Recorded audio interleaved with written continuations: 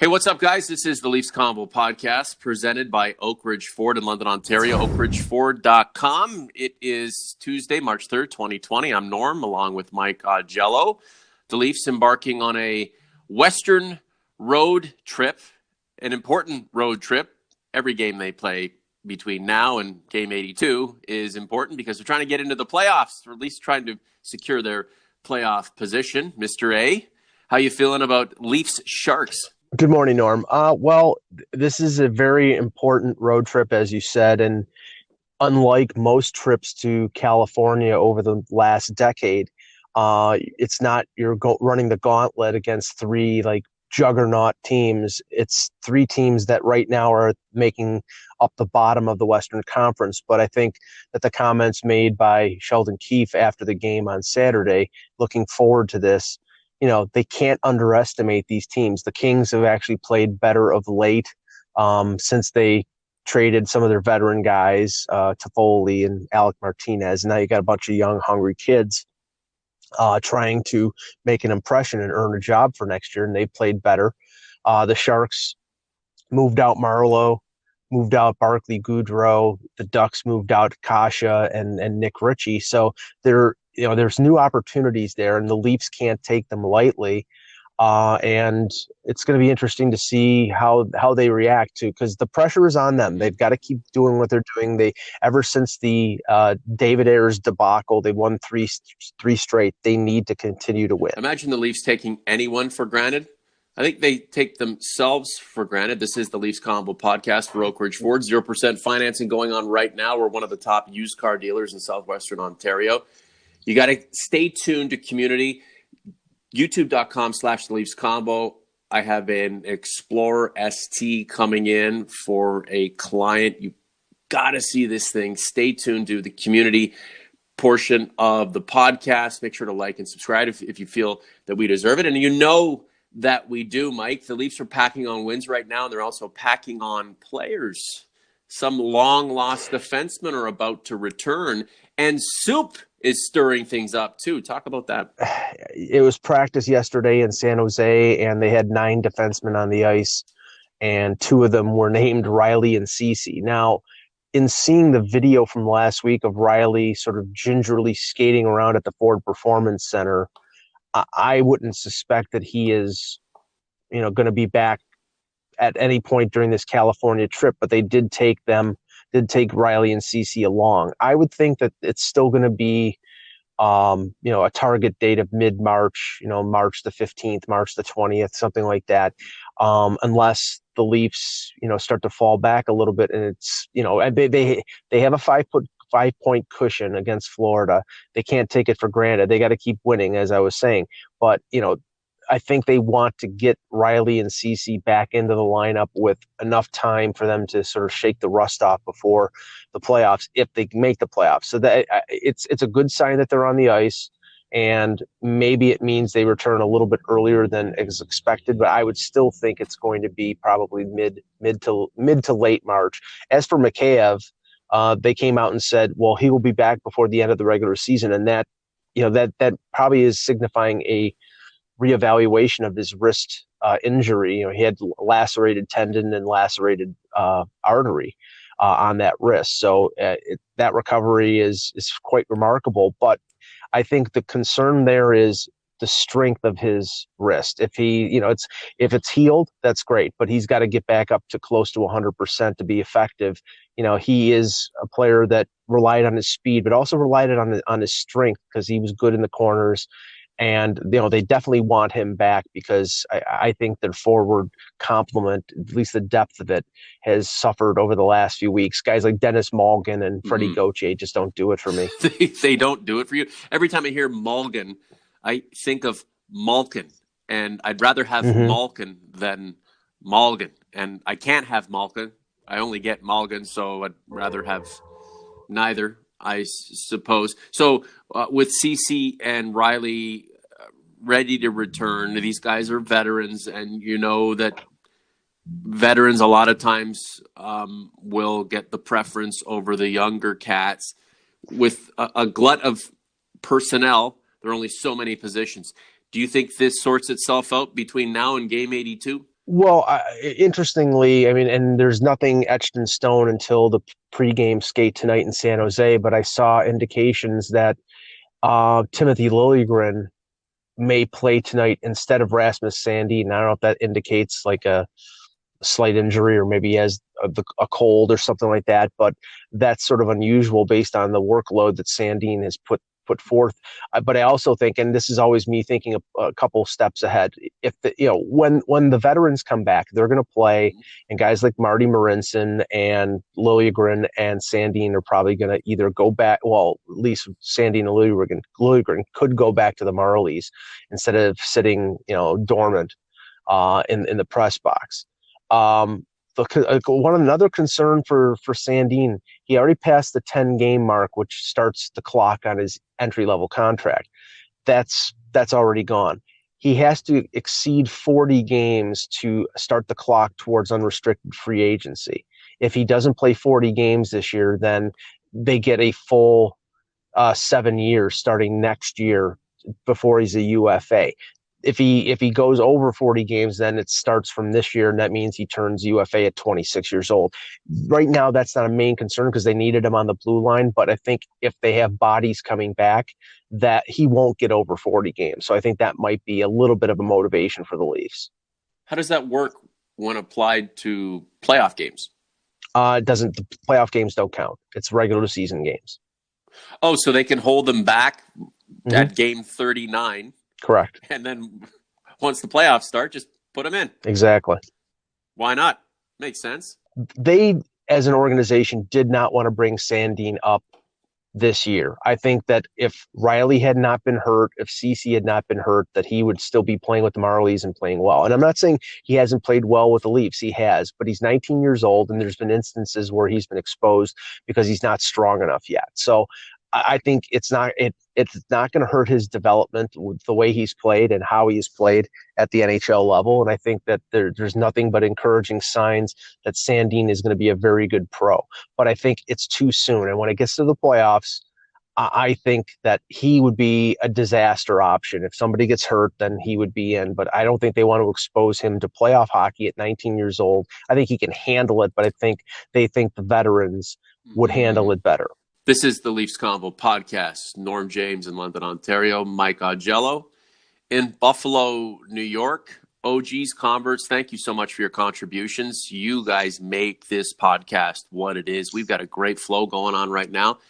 If you feel like we deserve it and you've listened to us long enough, why don't you hit the subscribe button? Mike, just going through the comments, and we have many of them. A lot of people riding Mitch Marner right now, not exactly liking his game. Optically, he seems a bit off. His points per game are great.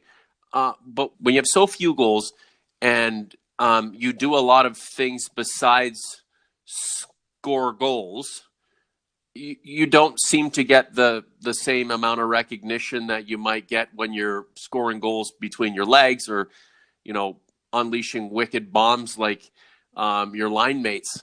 What do you think's going on with Marner right now? Why do you think he's getting a bit of a bum rap? I think it's purely the contract and people seeing that, he's never been a big goal scorer. He'll score 20 goals, but I think it's the bang for buck argument. It's like, okay, all of a sudden William Nylander's contract is a great bargain, but Mitch Marner's contract is a complete waste of money, and people are comparing them side by side. Well, I mean, Marner put up 90 points and had the leverage and got a contract. He is one of the best young forwards in the league. Does he deserve almost $11 million? Well, some of these players, they don't get what they deserve, or they get when they're in a position to get what they can get, they do. And that's just that's how the market works. I haven't had any major problems with Marner's play this year. I mean, he came back from an injury. He has switched from Tavares to Matthews. I know a lot of people dreamed of seeing that Matthews Marner connection, and thinks, it's going to probably work in the sense that Matthews is going to break 50 goals. I still think that the better combo is Marner with Tavares and Nylander with Matthews. But right now they're staying with what they're comfortable with.